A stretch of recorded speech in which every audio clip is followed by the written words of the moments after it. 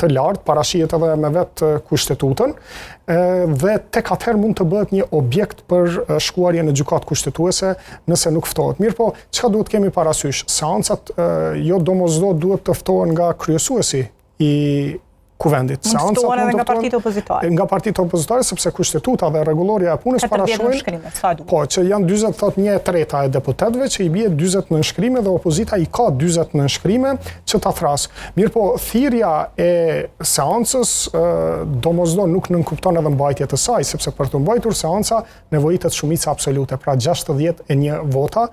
Numrat të cilat nuk i ka aktualisht opozita, përpos nëse nuk dakordohen me partitë e komuniteteve jo shumicë. E qartë, dhe kur jemi tek kjo, zotri Kabashi, bie që çdo 40 tetor ne do të kemi në mungesë të një marrëveshje me partitë politike, do të kemi një kërkesë të zotrit Kurti, kryeministrit në detyrë në këtë rast, për kohë shtesë, për te afatit.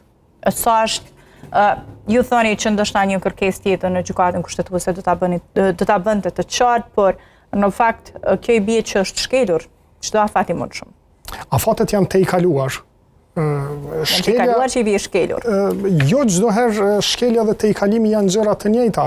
Se ku dallojnë? Për nga dëmi juridik, pasoja juridike të cilat ato e shkaktojnë. Në këtë rast nuk është se po afektohet një organ